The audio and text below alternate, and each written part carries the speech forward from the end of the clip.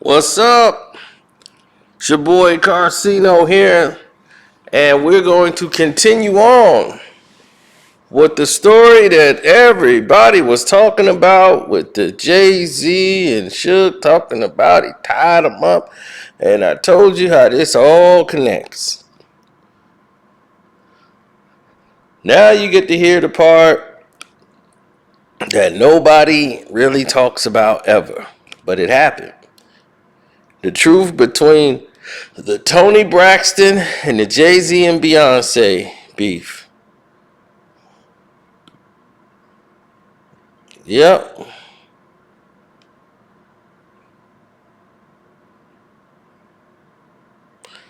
Well, here we go. First of all, we want to say thank you to everybody out there. Don't forget to hit the like button. Let's get started. Woo! It's been a long day. I ain't gonna tell you that, boy. Jeez, it's been a long day. It felt like this day was 36 hours. But anyway, so from what Jay-Z goes back home after being, you know, confronted by some people and wanting to make right with Suge. He was gonna have some Tupac on his album, something that they can credit back so that they can get a little kickback off of it, or some writing credits to go back to Death Row. That's how people do it, pay respects. So now, with that angle, they're pushing it to a whole new level.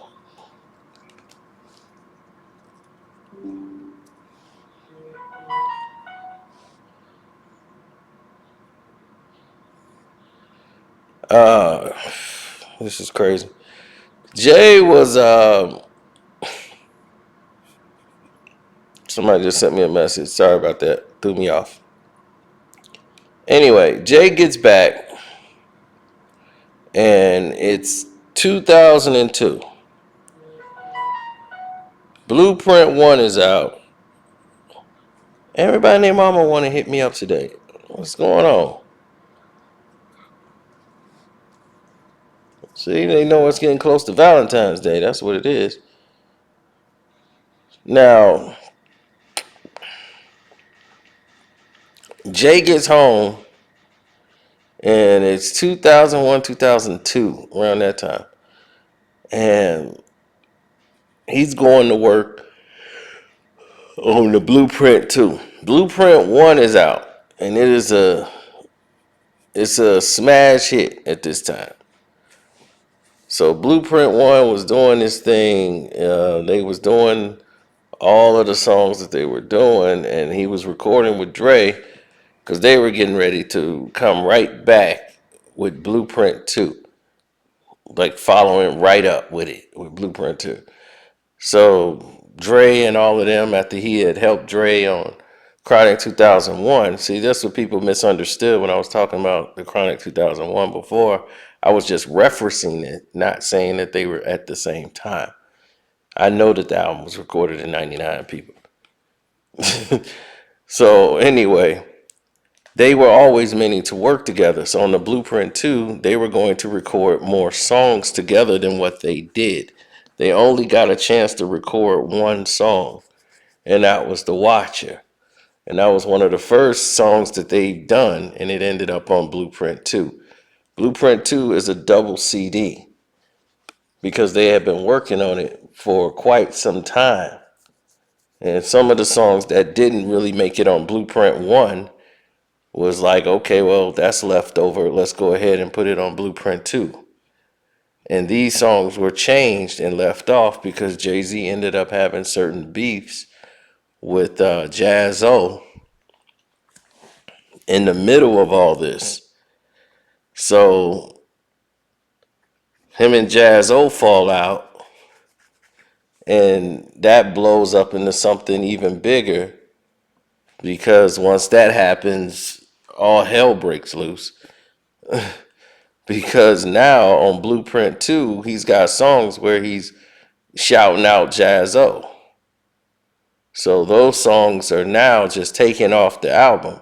Anything that was saying anything about Jazzo was removed. They did, instead of removing the verse, he just removed the entire song. So those songs were removed and other songs were put on the album to replace it. And some of the old songs that they had was on there that made it. But a lot of the songs were leaked to the public, so they came out on like a mixtape. And people had early songs of what Blueprint 2 was supposed to be.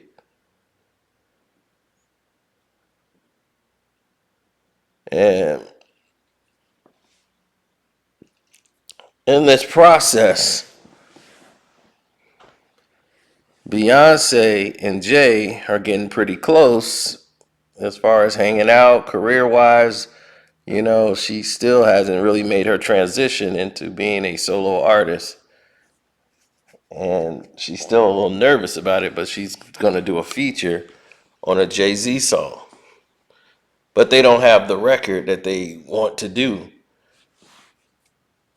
So while they're working on this album,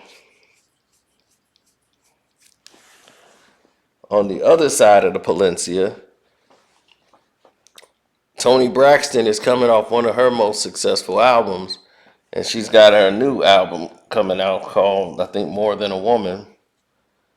And she's recording that song, and she is coming out with it. You know, it's coming along fine as far as she knows, but the problem of it is that they got a smash hit song that they have been working on for a while, and it's called Me and My Boyfriend.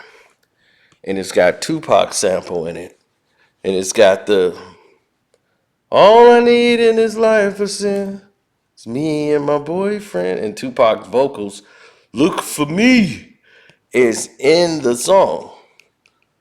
And it's got the instrumental, the strings, everything. So she's got me and my boyfriend. And it is like, they know this is going to be the smash. So they was like, this is going to be the lead single. This is her first real jump after she made her last album, where she's kind of going into more hip-hop-ish type of R&B from contemporary R&B that she used to do. So she's really making that jump more and being more party-friendly, you know, songs. So now, this is going to be the lead single for the album. Now, Chink Santana produced this, and he works with Irv Gotti. Irv Gotti's there, they producing the song, and Irv's got a really big ass mouth. Everybody know about Irv Gotti in his mouth. So Irv can't control himself. Irv is, yeah, this is the one, this is gonna be special. So, you know how Irv is. So Irv Gotti is in Def Jam's office. They in the Def Jam studios. And the word around the campfire is he played this record that he just recorded with the Tupac sample.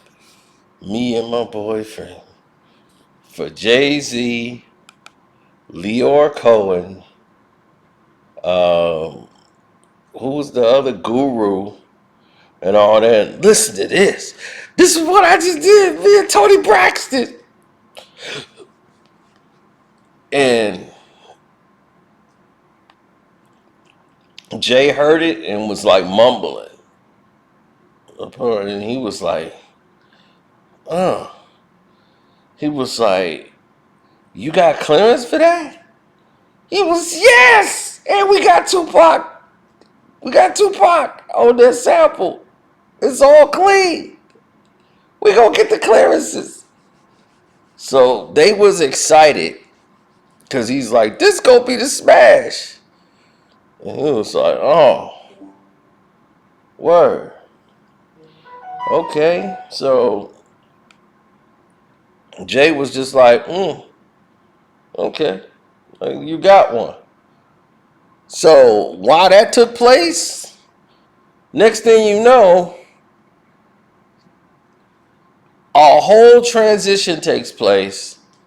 Kanye West is producing a track, and it's got the "Me and My Girlfriend" beat, and Beyonce is singing the melody, the cadence of the hook that Toni Braxton made, and it's the '03 Bonnie and Clyde. Jay made that song so quick, and he needed it fast because that song was out, and he wanted to get that song out immediately because he wanted that to be the single, but he wanted Beyonce singing the hook to introduce Beyonce. But he knew by them having this hit, he had to put the song out first. So if he have his song out first, no matter if they cleared it or not, because they don't own the sample, it's the sample. So it's like a race against time.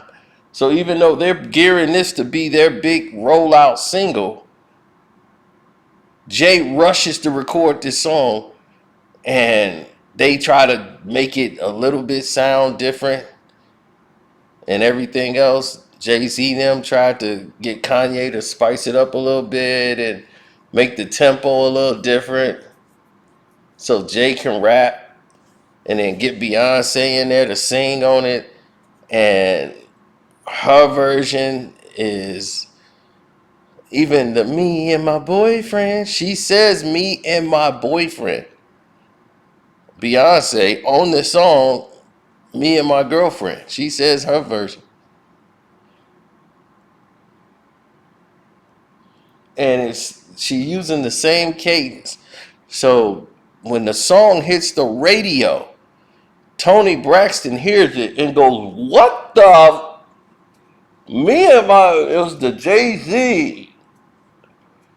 That song was out before the Blueprint 2 was even completed. It wasn't even done yet. And they already got that song leaked out to radio. So once that song hit, it was an immediate drama that was finna ensue. Because now she can't release "Me and My Boyfriend" as her lead single on her album. And she had to push her album back. And the reason why she couldn't really, go out and start rambling is because she was pregnant at the time. So she wanted to push the album back for the release because it was going to be released in September. So they pushed it back a couple months because she was pregnant with her second child. So they had to push Toni Braxton's album back. So Kanye West and them was like, she don't own that record. Made up some lie like, and Dame, it's just a coincidence. Nobody plotted that. Jay-Z is a artist. He's creative just like she's creative. It's just two creative minds think alike. She's like, what are the odds? Here's some producer that's close to Jay-Z. And I heard they took the song and played it for Def Jam, like in the offices of Def Jam, which is a no-no in any form. So Arista was really upset about what had happened, and they were really pissed off about the situation. Toni Braxton went on Wendy Williams' radio show and blasted the hell out of them. She she totally blasted them and was like, "You got these young knockoff carbon copy females." I was like, man, she had went in on Beyonce. Yeah, so she wasn't Queen Bee at the time. She was just Beyonce from Destiny's Child. And Toni Braxton was like, look, these knockoffs are trying to, steal from me, steal my cadence, my rhythm, everything. So that was a big thing. So she had to make and switch and make another single, the single of the album, that she didn't even want to do. That wasn't the case. Now that they released that single, The problem came in. Oh, I'm sorry about that. But the problem that came into play is once they released that single, anybody who was anybody who had something to say was like, this is a major problem. So she had to change her entire single and said, well, we can't do that. Put my single on hold. And we had to use a whole nother song that they had to make a music video for it too. And that was the problem that hit the freeway. Yeah, that was, so the studio put money for Hit the Freeway, and Hit the Freeway just bombed compared to Me and My Girlfriend. And the lead single of Me and My Boyfriend, now it sounds like, oh, okay, they trying to copy off Jay-Z and Beyonce. It sounded, and their song was first. And a lot of people, like, y'all probably never heard of that record. That's what's crazy. That's how much power and influence they had.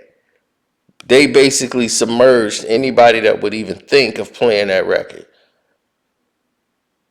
The '03 Bonnie and Clyde became the instant hit, and it was the problem. So Arista decided, we are pissed because you have screwed up this album. And because of that, single being weak, it messes up the launch. So the album, Jay-Z's album came out, Blueprint 2 came out the week before hers. So when her album came out the following week and it got Me and My Boyfriend on it, you know, people's like, oh, yeah, she even got a carbon copy song of Jay-Z and Beyonce. And it just made her look like a copycat when Toni was the one who had her song out way before theirs. So, just, you know, some reference for you. Don't forget to hit that like button. The Cash App is Carceno, Karceno. Shouts out to everybody that hit up the super chat. I appreciate it. Much love. And once this was done, Leor Cohen basically didn't know. He played real dumb. Like, I have no effing idea what you talking about. I didn't hear anything. Leo acted so dumb. He didn't know what Arista was talking about. So he was like, I don't know what Toni Braxton, Arista, I don't know what records. I only know about Def Jam records. I don't know about any other records. I'm in the Def Jam business. So, so at that time, he was gearing up to basically exit anyway. So he was 1 foot in, 1 foot out the door of Def Jam, and he definitely wanted to know what was going on or how it was going on. He was like, "Look, I'm done.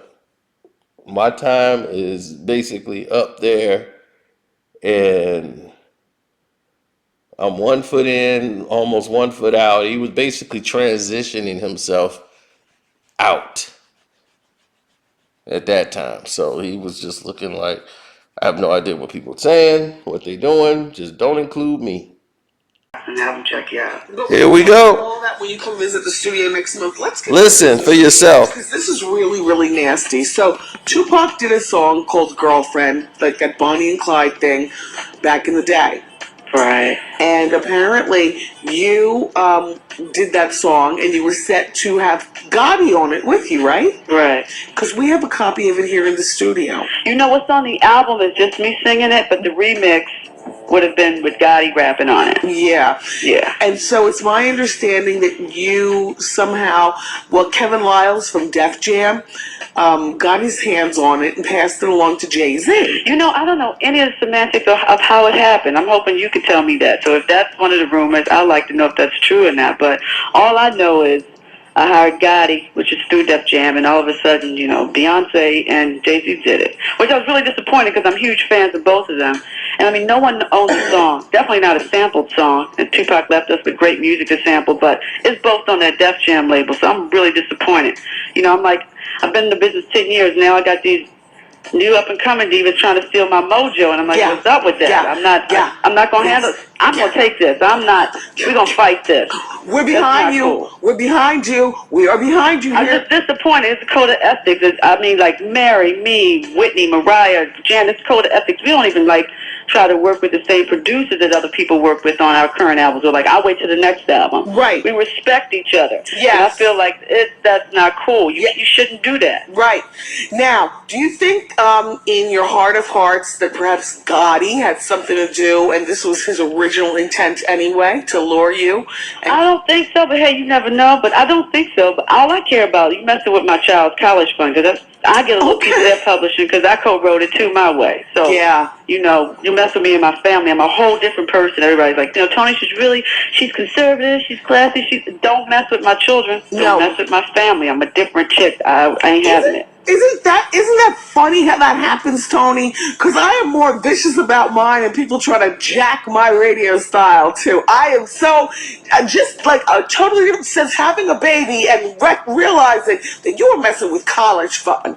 You heard? I can't have it. I'm a different person now. I'm a mom. That's the Lifetime channel is so successful because women ain't having it no more. Okay. But I'm just disappointed. I'm really disappointed because I'm huge fans of theirs, and I mean, there's this ethics. It's not cool. Well, you know, one thing that we've already talked about as a show is people are not believing that Beyonce and Jay-Z have a real relationship going on, that song was done to beef up this played relationship so that when his CD comes out, which is to my understanding, this Girlfriend song is the first single from his forthcoming CD. Right. And so they've taken all these sexy pictures together where it looks like a photographer was in the woods with a zoom lens and all like that. Nobody seems to be buying it. Beyonce's love affair with the public seems to be dropping off fast. Hove wavers on being called the King of New York and corny all in the same breath. And a lot of people are waiting for your album to come out. And I have got to tell you, this is, you know, I mean, I know this kind of stuff goes on in the industry, but they usually don't pick top dogs to do this to. And you are a top dog. Well, I'm not, you know what? I don't know anything that's going on with her and her man. That's their business. You know, that's personal. Nothing to do with the person's personal life. Don't mess with me and my money. Yes, got you. I mean, I did the song in June. People from Def Jam came and heard. It's like, yo, T, that's hot. That's how you need to release that as your second single. That's the joint right there. You know what? So I'm like, oh yeah, you know, maybe we should do a single. So it was set to be my second single. So I'm floored. You sound better. I mean, I don't need to be pitting you all together, but we all know that you've got true pipes, and there's a difference between true pipes and studio pipes. No, Beyonce can sing. I can't take anything away from her as a talent. I can't. I will not do that. Yeah, but I won't do that. She's a talented girl. The chick can sing. Jay-Z, he's a great rapper, but this ain't cool. You can't come and steal from me. You can't come steal from me and my family. And by the way, I like the song "Hit the Freeway." No, I don't. But anyway, "Hit the Freeway" was left on the freeway. People were throwing it out their car windows. "Hit the Freeway" is where they left that single. And that messed up her album and everything. So what Arista did to fix this major problem that went on is Arista went back and said, okay, we screwed up. So, well, not Arista, but Def Jam. So Arista went back and they had a closed door after this radio interview went out public. They did not want this blowing up anymore. Def Jam was like, we will work it out. We will work this out. So, yeah, everything that was taken care of after that, Toni Braxton never spoke on it again publicly, and neither did Jay and Beyonce never spoke, period. And they were both sides was taken care of amicably. I wish I could tell you what the settlement was. I don't know it. All I know is the situation was settled when Arista, Clive Davis, and them went over to Def Jam. They had a sit down with Toni and her people. They worked everything out, and it was all love from there. But yeah, they stole our song. It was stolen. So Kanye and Dame, they could lie all they want. They stole that song, and they know it. And this goes down a whole line that people don't seem to understand that we'll talk about on the Patreon a little later. Because a lot will be revealed, a lot has been revealed. It's just that people got the power to omit things. So, anyway, I'm out. Hope you enjoyed the video. Don't forget to hit the like button, subscribe to the page, hit that notification bell so you can get caught up on everything out there. And there's 4 videos up here you can click on and watch. And I'm out.